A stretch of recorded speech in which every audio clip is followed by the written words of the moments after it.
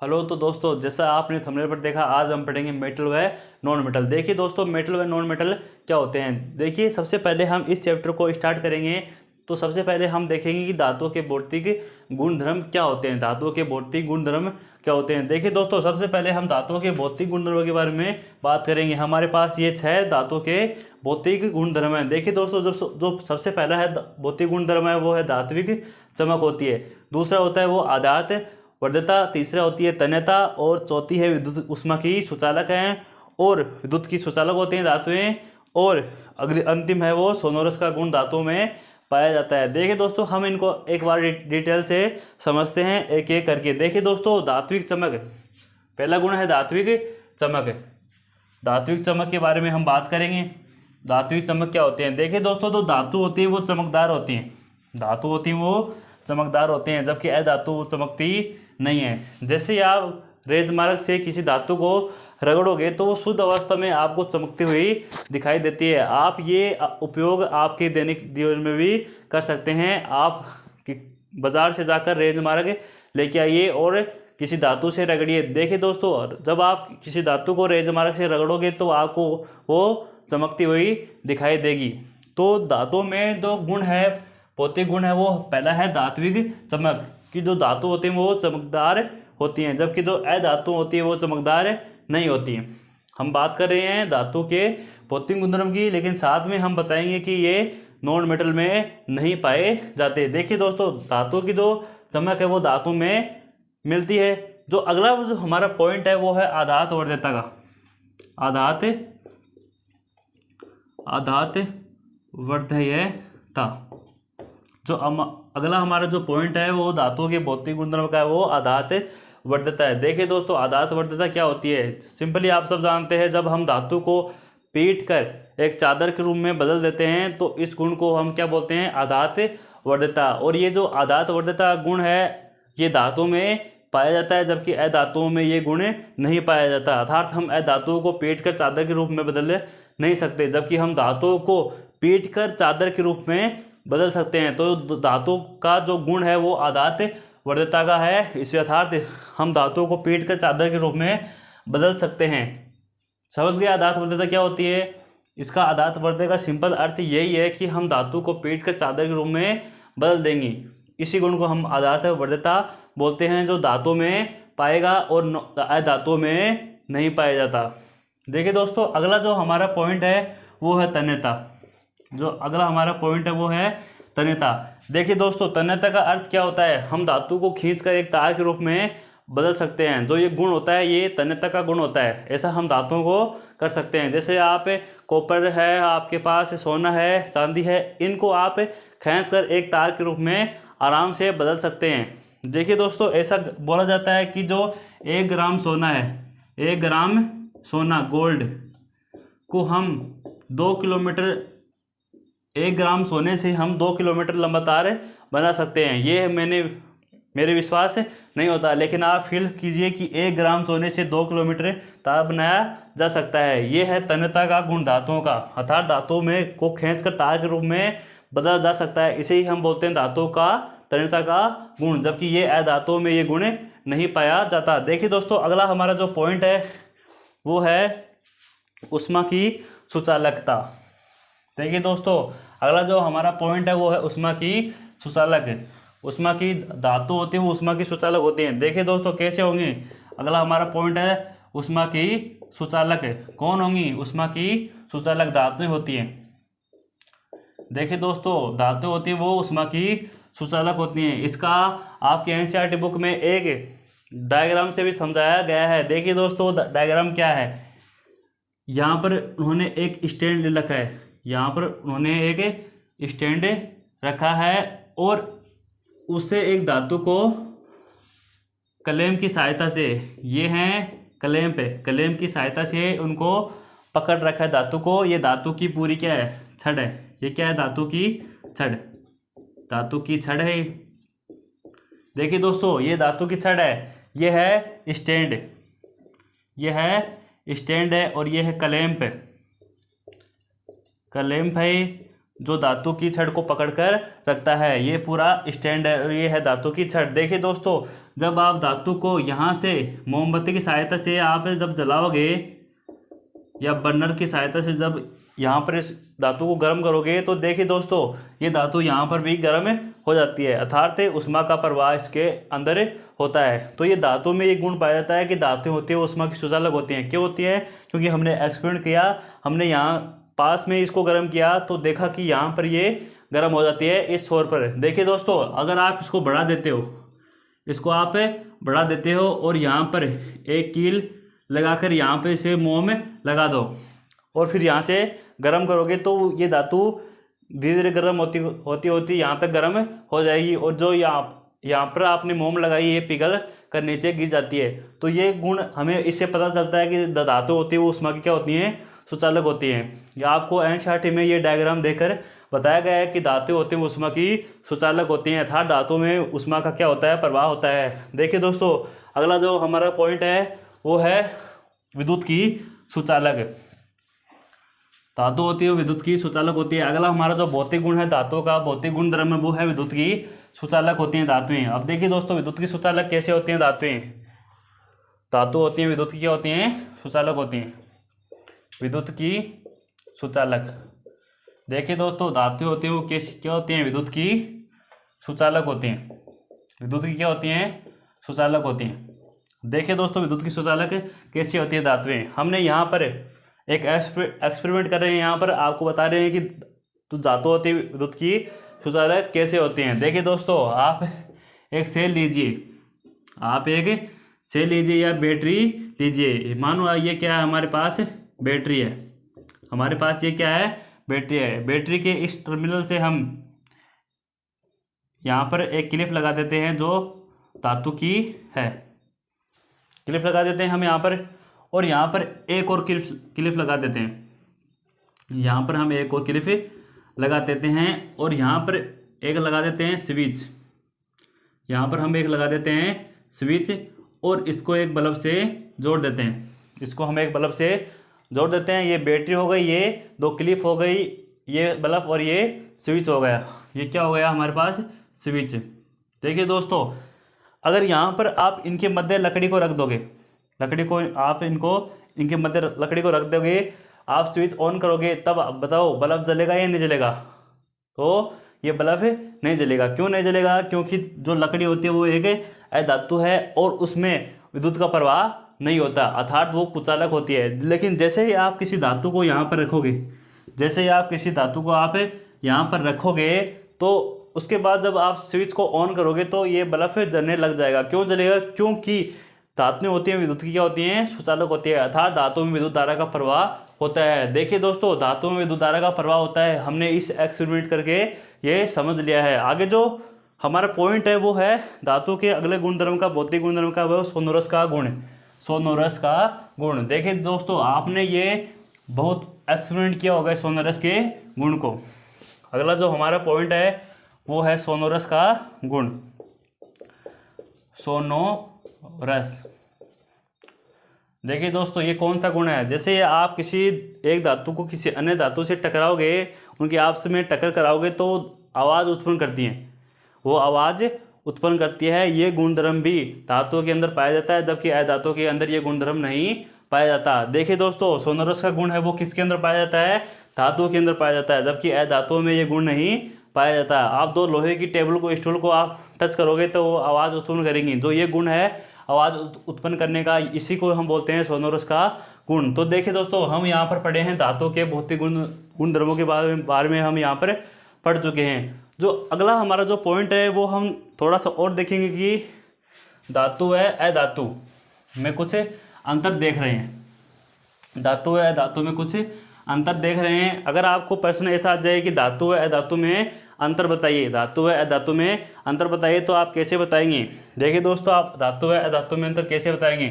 आपने पहला गुण पढ़ा है धात्विक चमक।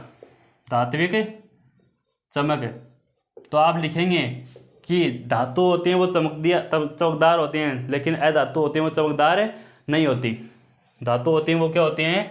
चमकदार होती हैं। यहाँ पर हम धातुओं के गुण पढ़ेंगे और यहाँ पर हम लिखेंगे अधातुओं के गुण। देखिए दोस्तों, ये आपके बोर्ड में ज़्यादातर परसेंट है कि धातु है, अधातु चैप्टर का नाम है, इसे वो प्रश्न पूछने की ट्राई करता है, इसे प्रश्न पूछने का ज़्यादा कोशिश करता है। देखिए दोस्तों, प्रश्न कैसे पूछेगा, वो धातु है धातु में अंतर है बताइए। तो आपको कैसे बताना है अंतर, वो देखिए। आपने पहला पॉइंट लिखा है धातु की चमक, तो आप लिखेंगे इसमें धातु होती हैं वो चमकदार होती हैं, जबकि अधातु होती हैं वो चमकदार नहीं होती। अधातु होती हैं वो चमकदार नहीं होती। देखिए दोस्तों, अगला हम आप गुण लिखोगे अधात वर्ध्यता का, आधात आधात वर्ध्यता। देखिए दोस्तों, आधात वर्ध्यता का गुण पढ़ेंगे तो आप कहेंगे धातु में आधात वर्ध्यता का गुण पाया जाता है, अर्थात धातु को हम पीट कर चादर के रूप में बदल सकते हैं, लेकिन अधातु को हमेशा नहीं कर सकते। अधातु को हमेशा नहीं कर सकते, अर्थात अधातु को हम चादर के रूप में बना नहीं सकते। देखिए दोस्तों, अगले आप थर्ड नंबर पॉइंट है, उसको लिख देना तन्यता, और इसमें लिखना कि धातु के अंदर तन्यता का गुण पाया जाता है, जबकि अधातु के अंदर ये गुण नहीं पाया जाता है। अर्थात हम अधातुओं को खींचकर तार के रूप में नहीं बदल सकते, जबकि हम धातुओं को तार के रूप में बदल कर इनको तार के रूप में अर्थात इनको खींचकर तार के रूप में बदल सकते हैं। तो ये गुण है तन्यता का गुण। अगला पॉइंट है वो है ऊष्मा की सुचालक। कौन किसकी सुचालक? ऊष्मा की सुचालक। धातुएं होती हैं वो ऊष्मा की सुचालक होती हैं, जबकि अधातुएं होती हैं वो ऊष्मा की सुचालक नहीं होती है, अर्थात अधातु में ऊष्मा का प्रवाह नहीं होता। देखिए दोस्तों, जो अगला हमारा फिफ्थ पॉइंट है वो है विद्युत की सुचालक। विद्युत की सुचालक। धातु होती हैं वो विद्युत क्या होती हैं? सुचालक होती हैं, जबकि अधातु होती है विद्युत की सुचालक नहीं होती है, अर्थात अधातु होती है विद्युत की क्या होती है दोस्तों? कुचालक होती है, अर्थात अधातु में विद्युत का प्रवाह नहीं होता। आपने समझ लिया एक्सपेरिमेंट करके। आप एक जैसा मैंने बैटरी क्लिप लगाई थी उसे स्विच से और बल्ब से जोड़ दिया था, वो एक्सपेरिमेंट करके आप इसको दिखा भी सकते हो, समझा भी सकते हो। और अगला जो हमारा गुण है वो है सोनोरस का गुण। सोनोरस का गुण।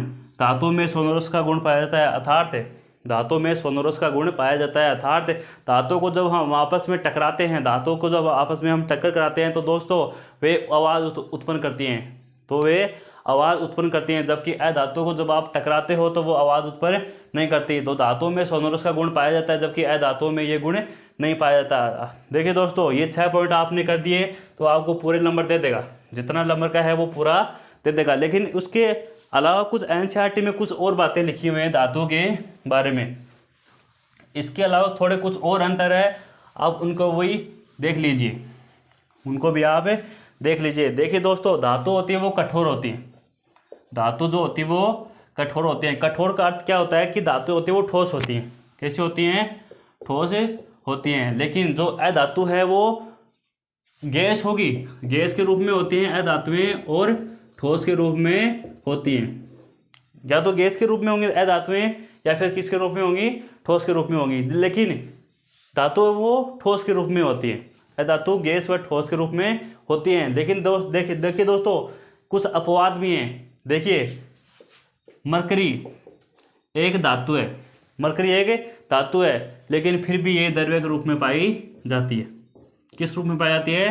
द्रव्य के रूप में पाई जाती है। देखिए, अपवाद हो गए ना, धातुएं होती हैं वो कठोर होती हैं, धातु होती है वो कठोर होती है, लेकिन मरकरी है वो द्रव्य के रूप में पाई जाती है। मरकरी, पारा इसे बोलते हैं, पारद। मरकरी, पारा, ये द्रव्य के रूप में पाई जाती है, और ये जो है एक धातु है। वो धातु का जो गुण होता है वो कठोर होती हैं, इसका पालन ये नहीं कर रही। देखिए दोस्तों, अधातु होती हैं वो गैस होंगी या फिर ठोस होंगी, द्रव्य नहीं होंगी, लेकिन इसका भी कुछ अपवाद हैं। देखिए दोस्तों, जो ब्रोमीन है, जो ब्रोमीन अधातु है वो द्रव्य के रूप में पाई जाती है। किस रूप में पाई जाती है? द्रव्य के रूप में पाई जाती है। अधातु होती है वो गैस होंगी या ठोस होंगी, लेकिन इसका भी अपवाद है। ब्रोमीन जो किस रूप में पाई जाती है? द्रव्य के रूप में पाई जाती है। देखिए दोस्तों, धातुएं कठोर होती हैं, इसके एक अपवाद तो ये है कि ये द्रव्य के रूप में पाई जाती है, और इसके अलावा और भी इसके अपवाद हैं, लिथियम, सोडियम और पोटेशियम। ये तीनों धातु होती हैं वो मुलायम होती हैं। आप इन धातुओं को चाकू से भी आसानी से काट सकते हो, इन धातुओं को आप चाकू से भी आराम से काट सकते हो दोस्तों। तो ये धातु के अपवाद हैं, अर्थात धातु के इस गुण के अपवाद हैं कि धातुएं कठोर होती हैं, लेकिन मरकरी है वो द्रव्य के रूप में पाई जाती है, और ये क्या होती हैं? मुलायम होती हैं। क्या होती हैं? मुलायम यम होती है, अर्थात इन्हें हम चाकू से भी काट सकते हैं। जबकि अधातु होती है वो गैस के रूप में होंगी या भी ठोस के रूप में होंगी, लेकिन जो ब्रोमीन है वो द्रव्य के रूप में पाई जाती है। आपको प्रश्न पूछ लिया जाए कि कौन सी अधातु है जो द्रव्य के रूप में पाई जाती है, तो आप सीधा उसको टिक कर देना, ब्रोमीन है वो अधातु है जो द्रव्य अवस्था में पाई जाती है। और दूसरा ये आ सकता है कि कौन सी धातु है जो द्रव्य के रूप में पाई जाती है। देखिए दोस्तों, जो मरकरी है, जो मरकरी होती है वो धातु होती है और वो द्रव्य के रूप में पाई जाती है। वो किस रूप में पाई जाती है? द्रव्य के रूप में पाई जाती है। जबकि जो ब्रोमीन है वो अधातु है, वो द्रव्य के रूप में पाई जाती है। तो द्रव्य दोनों ही हैं, लेकिन ये धातु है और ये अधातु है। तो आपको इसमें वो कंफ्यूज कर सकता है। आपने पढ़ रखा कि दोनों ही द्रव्य के रूप में पाई जाती हैं, लेकिन आपने अगर ये ध्यान नहीं रखा कि ये धातु है और ये अधातु है, तो आपकी स्लिप मिस्टेक हो सकती है। तो ध्यान रखिए दोस्तों, जो मरकरी है वो धातु है और जो ब्रोमीन है वो अधातु है, दोनों ही द्रव्य के रूप में पाई जाती हैं। और ये इनके अपवाद हैं, किसके? कठोरता के, क्योंकि ये द्रव्य है और ये मुलायम है, अर्थात कठोर नहीं है। और जो अगला जो हमारा पॉइंट वो है धातुओं के गलनांक। धातुओं के गलनांक व क्वथनांक। गलनांक व क्वथनांक उच्च होते हैं। धातुओं के जो गलनांक और क्वथनांक होते हैं वो कैसे होते हैं? उच्च होते हैं। कैसे होते हैं? उच्च होते हैं दोस्तों। धातुओं के गलनांक और क्वथनांक होते हैं वो उच्च होते हैं, लेकिन अधातुओं के गलनांक और क्वथनांक होते हैं वो निम्न होते हैं। कैसे होते हैं? निम्न, अर्थात वो कम होते हैं। कैसे कम होंगे? देखिए दोस्तों, धातु के गलनांक और क्वथनांक है वो उच्च होते हैं। देखिए, गलनांक का अर्थ क्या है? किसी चीज़ का पिघलना। जैसे बर्फ़ है, बर्फ़ पिघल गई तो वो इसका क्या हो गया? गलनांक हो गया। बर्फ़ कितने तापमान पर पिघलती है? वो पिघलती है 0 डिग्री सेल्सियस पर। तो आपको पूछे बर्फ़ का गलनांक बिंदु क्या है, बर्फ़ का गलनांक बिंदु क्या है, तो आप बताएंगे 0 डिग्री सेल्सियस। और आप जब बर्फ़ पानी में बदल गई, पानी को जब आप गर्म करते हो तो वो वाष्प के रूप में बदल जाता है। वो वाष्प के रूप में बदल जाता है। तो जब वो वह तापमान जिस पर वो वाष्प के रूप में बदलना स्टार्ट हो जाए, उसे बोलते हैं क्वथनांक बिंदु। उसे क्या बोलते हैं? क्वथनांक बिंदु। तो देखिए दोस्तों, जो धातु होते हैं उनके गलनांक और क्वथनांक बिंदु होते हैं वो उच्च होते हैं। जैसे हम आपको बता दें कि जो आयरन है उसका जो गलनांक बिंदु वो 1534 डिग्री सेल्सियस है। 1534 डिग्री सेल्सियस है। किसका गलनांक है? आयरन का गलनांक। अर्थात इस तापमान पर जो लोहा है वो पिघलना स्टार्ट हो जाएगा। इस तापमान पर लोहा है वो पिघलना स्टार्ट हो जाएगा। अर्थात हम कह सकते हैं कि धातु के जो गलनांक और क्वथनांक होते हैं वो काफ़ी हाई होते हैं, लेकिन अधातु क्या होते हैं? निम्न होते हैं। जैसे ही आप रबड़ है, रबड़ एक मुलायम अधातु है, उसको थोड़ा सा गर्म करोगे तो वो आराम से पिघल जाएगी। लेकिन इसके भी दोस्तों कुछ अपवाद हैं। आपकी एनसीईआरटी में बाकायदे दे रखा है कि गैलियम व सीजियम। कौन? गैलियम व सीजियम। गैलियम व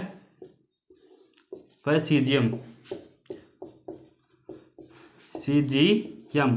ये दो ऐसी धातु हैं इनको जब आप अपनी हथेली पर रखते हो ना, तभी ये पिघलना स्टार्ट हो जाती हैं। अर्थात हमारे शरीर के तापमान से भी ये पिघलना स्टार्ट हो जाती हैं। अर्थात इनका गलनांक और क्वथनांक वो कम होता है। जैसा कि मैंने बताया कि धातु के जो गलनांक और क्वथनांक उच्च होते हैं, लेकिन ये अपवाद हैं इनके। ये अपवाद है इस पॉइंट के, अपवाद, एक्सेप्शन है ये। देखिए दोस्तों, गैलियम व सीजियम है, इनको जब आप हथेली पर रखते हो तो ये पिघलना स्टार्ट हो जाते हैं। तो ये हमने बात कर ली धातु व अधातु के भौतिक गुणधर्म के बारे में। आपको अगर पूछे कि धातु व अधातु में अंतर बताइए, तो आप जो मैंने यहाँ पर बताए हैं इन सभी पॉइंटों को लिख सकते हो। आपका बेकायदे कोई भी नंबर नहीं काटा जा सकता। अगर दोस्तों आपको वीडियो अच्छा लगा तो वीडियो को लाइक कीजिए और चैनल को सब्सक्राइब अवश्य कीजिए, ताकि हमारा मनोबल बढ़े और हम आपके लिए अच्छी वीडियो लेके आएँ। धन्यवाद।